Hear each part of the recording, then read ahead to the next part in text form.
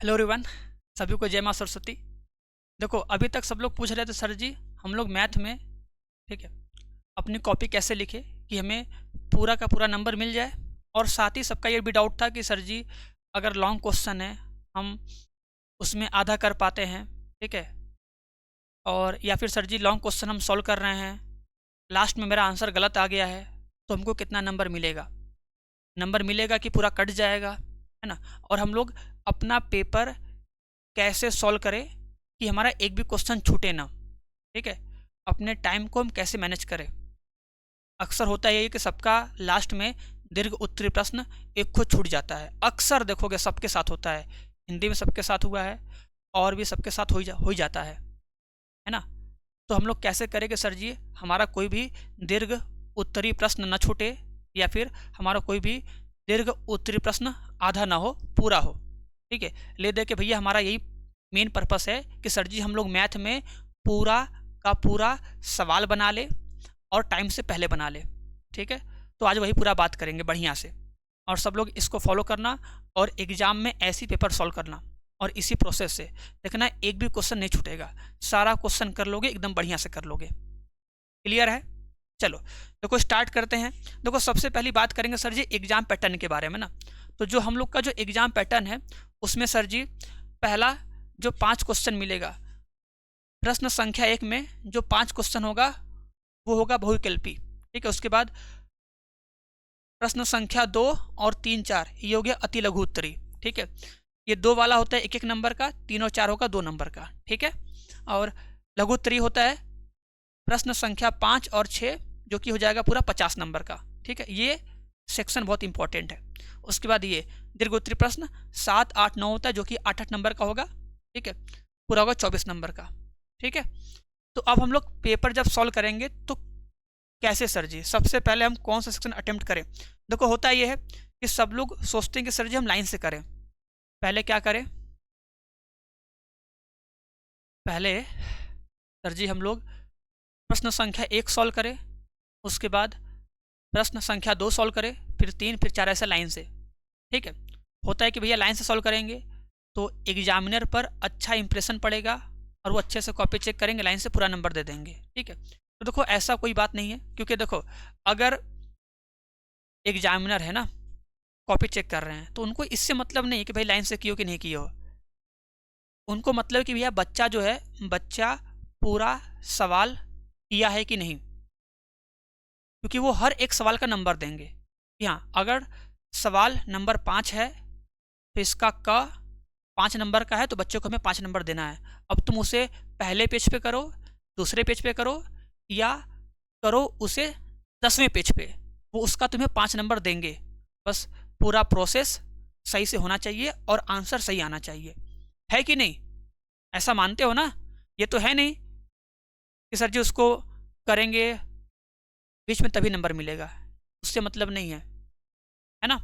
तो देखो अब करना कैसे एग्जाम में सबको सवाल। तो देखो सबसे पहले क्या करना, सब लोग सबसे पहले एग्जाम में जब कॉपी मिलेगी तो अपना नाम तो भर ही लोगे, पीछे एकदम लास्ट में ना लिख लेना रफ कार्य, 1 पेज लिख लेना रफ कार्य। जो भी तुम्हें गुणा भाग करना होगा या मल्टीप्लाई करना होगा या किसी क्वेश्चन को शॉर्ट में सॉल्व करना होगा, कोई डाउट होगा, कुछ कन्फ्यूजन होगा, जो भी होगा कुछ लिखना होगा रफ कार्य, तो इस पर लिखना, ठीक है। लास्ट में लिखना 1 पेज सबसे पहले एकदम पीछे लास्ट में कर लेना, इसके लिए कोई मना नहीं करता है, कर लेना, ठीक है।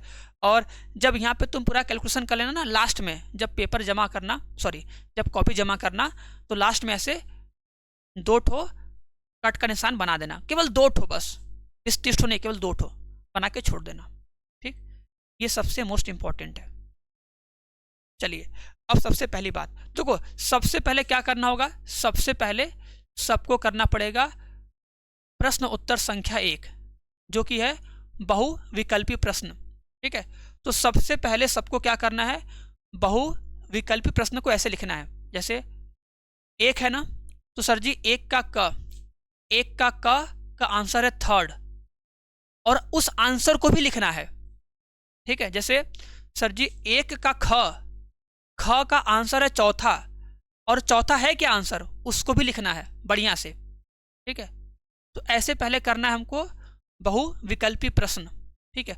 और देखो बहुविकल्पी प्रश्न करने के तुरंत बाद सबको आना है दीर्घ उत्तरी प्रश्न वाले सेक्शन पे, सबको आना है दीर्घ उत्तरी प्रश्न।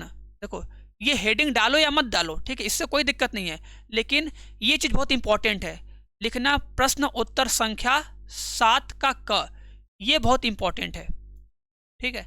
जैसे बहुत लोग नहीं भी लिखते हो तो मत लिखना, कोई दिक्कत नहीं है, ठीक है। ये दीर्घ उत्तरी प्रश्न नहीं लिखोगे चलेगा, मत लिखो, लेकिन याद रहे कि सर जी हमें सबसे पहले दीर्घ उत्तरी प्रश्न करना है, इसको नहीं लिखोगे ना तो ये चीज़ लिखना है तुम्हें बस अच्छे से। ये काले पेन से 2 बार डार्क करके लिख देना कि प्रश्न उत्तर संख्या 7 का क, ठीक है, प्रश्न उत्तर संख्या 7 का क, ऐसे। और बहुविकल्पी प्रश्न करने के बाद हमें तुरंत दीर्घ उत्तरीय प्रश्न करना है, ये बात याद कर लो, ठीक है। मतलब 7वां 8वां 9वां करेंगे, क्लियर। चलो अब ध्यान देना, अब देखो जब भी तुम दीर्घ उत्तरी प्रश्न सॉल्व करोगे ना, अब देखो जैसे बहुत लोग होते हैं ना कि सर जी क्या मेरा दीर्घ उत्तरी प्रश्न बीच में छूट गया तो हमको कुछ नंबर मिलेगा, या फिर सर जी मेरा दीर्घ उत्तरी प्रश्न पूरा किए लास्ट में आंसर गलत आ गया तो क्या हमको नंबर मिलेगा, वही बताने जा रहे हैं। देखो दीर्घ उत्तरी प्रश्न हो, ठीक है, या 5 नंबर वाला हो या 2 नंबर वाला हो, हमें नंबर मिलता है स्टेप का कि हम कहाँ तक स्टेप किए हैं, जहाँ तक स्टेप किए होगे वहाँ तक के स्टेप का नंबर मिलेगा, अगर वहाँ तक का पूरा प्रोसेस सब लोग सही किए होगे तब। जैसे देखो ये सवाल है, अगर इसमें हम माना i बराबर इंटीग्रेशन ऑफ दिस, ये माने इसको बनाए समीकरण नंबर 1, ठीक है। अब यहाँ पे हम लगा दिए प्रॉपर्टी नंबर 4, ठीक है, कि सर जी इस i में हम लोग क्या लगाए, प्रॉपर्टी नंबर 4। जब प्रॉपर्टी नंबर 4 लगाए, सॉल्व किए, इतना आ गया और प्रॉपर्टी नंबर 4 को दिखा दिए, तो यहाँ तक के लिए तुम्हें मिलेगा 2 नंबर। एग्जामिनर यहाँ तक करके तुम्हें चेक करके 2 नंबर देंगे कि बच्चा यहाँ तक किया है, तो इसके लिए यहाँ तक इसको 2 नंबर मिल गया, भले आगे हमारा आंसर सही आया है या हम आधा किए हैं, उससे कोई फर्क नहीं पड़ता है, क्योंकि ये क्वेश्चन 8 नंबर का है, ठीक है, ये क्वेश्चन 8 नंबर का है। तो अगर हम यहाँ तक सॉल्व किए तो हमको 2 नंबर मिल गया। ये मत सोचना कि नहीं टीचर पूरा चेक करके लास्ट में इकट्ठा 8 नंबर लिख देते हैं, ऐसा नहीं है, बीच में देखते हैं कि अगर हाँ यहाँ तक किया है तो 2 नंबर, माइंड में है कि 2 नंबर इसको मिल गया। अब देखो अगर इसके बाद फिर यहाँ पे tan a - b का लगाओगे फॉर्मूला, इसको फॉर्मूले पे सेट करोगे, फॉर्मूले को लिख के दिखाओगे, इसको यहाँ तक सॉल्व कर लिए ना, तो यहाँ तक के लिए फिर 2 नंबर मिलेगा, यहाँ तक के लिए फिर 2 नंबर मिला, बात समझे, ठीक है, मिल गया। अभी ये क्वेश्चन सॉल्व नहीं हुआ है लेकिन हमको 4 नंबर मिल गया।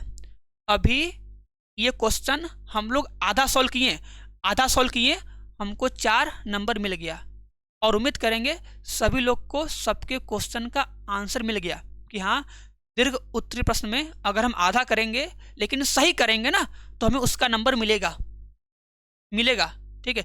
स्टेप मार्किंग होती है बोर्ड एग्जाम में, ये बात याद रखना, ठीक है। तो अपना प्रोसेस, अपना स्टेप बढ़िया से डिटेल से अच्छे से एक्सप्लेन करके लिखना कि जहाँ तक करो वहाँ तक का तो नंबर मिले ही मिले, ठीक है। फिर देखो आगे बढ़ेंगे, फिर ये देखो सॉल्व करेंगे, ये उसमें एलसीएम लिए, क्रॉस मल्टीप्लाई किए, सॉल्व किए, यहाँ किए, देखो यहाँ फॉर्मूला लगा दिए, यहाँ पे log m/n का लगाएंगे फॉर्मूला, यहाँ तक सॉल्व किए, यहाँ तक बना समीकरण नंबर 1, तो यहाँ तक के लिए फिर मिलेगा 2 नंबर। इतना स्टेप किए ना, इसके लिए फिर मिलेगा 2 नंबर। ये सेट होता है, जो टीचर होते हैं ना उनके पास पूरी कॉपी होती है कि हाँ यहाँ तक के स्टेप के लिए 2 नंबर उनके पास होता है, नंबरिंग, कि अगर बच्चा यहाँ तक किया है तो इसको 2 नंबर दीजिए, यहाँ तक किया तो 4 नंबर दीजिए, यहाँ तक किया तो 6 नंबर दीजिए, और अगर बच्चा इसको पूरा सॉल्व कर लिया, यहाँ तक पूरा आंसर आ गया, तो यहाँ तक पूरा सॉल्व करके 2 नंबर दे दीजिए, तो उसका टोटल कितना हो गया 8 नंबर, 8 नंबर पूरा मिल गया, ठीक है। देखो वो स्टार्टिंग में ही जैसे हम तुमको बताए ना, देखो जैसे हम ये बताए हैं तो स्टार्टिंग में ही ऐसे 2 नंबर ठीक है, ऐसे 2 नंबर और ऐसे 2 नंबर नहीं लिखेंगे, वो पूरा देखेंगे, ठीक है, वो पूरा ही देखेंगे। लेकिन बाई चांस मान लो अगर तुम क्वेश्चन आधा किए होगे ना, आधा किए होगे या आंसर आया होगा गलत, तो क्या करेंगे ना, वो वापस से इस क्वेश्चन को फिर से देखेंगे कि बच्चा कहाँ तक किया है। ऐसे वो नंबरिंग नहीं करेंगे, तो हम समझाए हैं, वो इस क्वेश्चन को देखेंगे पूरा कि बच्चा अगर पूरा क्वेश्चन किया है तो डायरेक्ट इसे 8 नंबर दे दो। अगर बच्चा आधा क्वेश्चन सॉल्व किया है, ठीक है, तो वो देखेंगे कि कहाँ तक किया है। अगर यहाँ तक किया है तो यहाँ तक उसको मिलेगा 2 नंबर, यहाँ तक किया तो 2 2 4 नंबर उसको दे देंगे हम। अगर बच्चा यहाँ तक सॉल्व कर दिया, टाइम कम पड़ गया, आंसर नहीं लिख पाया है, तो उसको मिलेगा 6 नंबर, ठीक है। और अगर बच्चा पूरा सॉल्व कर दिया तो उसको मिल जाएगा 8 नंबर एक बार में डायरेक्ट, ऐसे, ठीक है। तो लॉन्ग क्वेश्चन में सभी लोग को अपने स्टेप को अच्छे से लिखना है, बढ़िया से, बात समझे। इसीलिए हम समझाते हैं ना कि अपने प्रोसेस को बढ़िया से, एकदम अच्छे से, दूर दूर, साफ साफ, बढ़िया से एक्सप्लेन करके लिखा करो, क्योंकि नंबर उसी का मिलेगा। आंसर बाय चांस गलत भी आ गया तो 1 नंबर कट जाएगा, लेकिन नंबर तो हमको पूरा मिलेगा ना। इसलिए हम साफ साफ लिखना चाहते हैं बढ़िया से। उसके बाद मान लो दीर्घ उत्तरीय प्रश्न है, तुम 8वें का ख करोगे। अब तुम्हें 8वें का क आए या ख आए, जो आए वो करो, उससे कोई फर्क नहीं पड़ता है।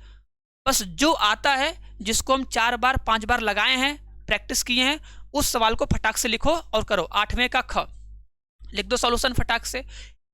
इसमें भी स्टेक मार्किंग होगी। अगर पूरा करोगे तो पूरा करने पर तुम्हें 8 नंबर मिलेगा, अगर आधा छोड़ोगे तो मिलेगा 4 नंबर या 6 नंबर मिलेगा, ठीक है, लेकिन नंबर मिलेगा, ये बात याद रखना, ठीक।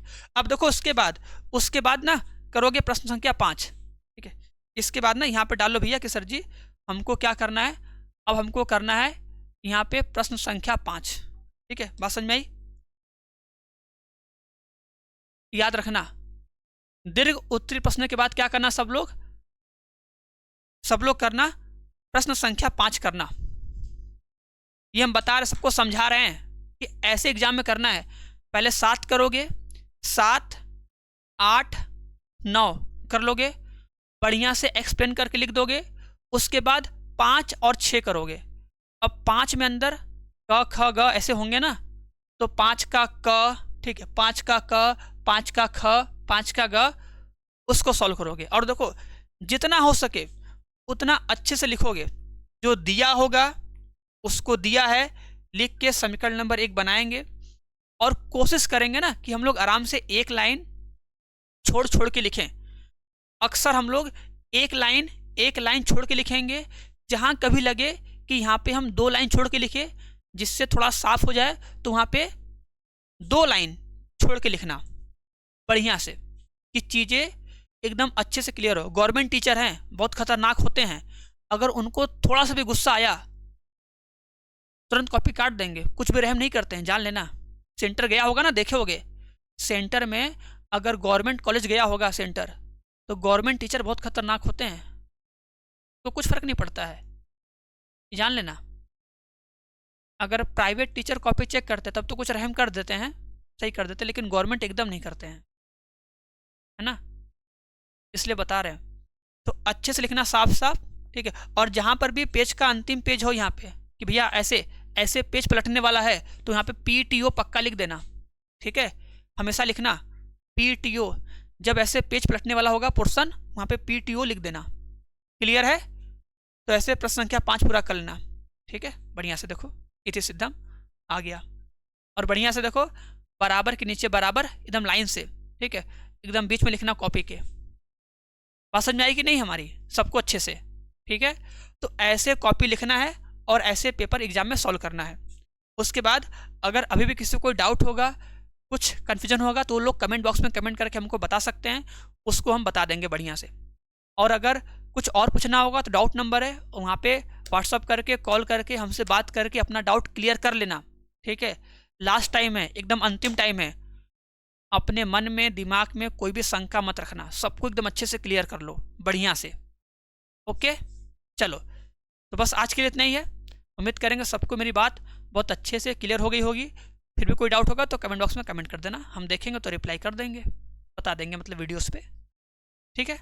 चलो, तो सब लोग तैयारी करो, अच्छे से पढ़ो, रिवीजन करो मस्त से, और इस बार एग्जाम में सबको 100 में 100 फोड़ना है, ये बात याद रखना। चलो सभी को बाय बाय।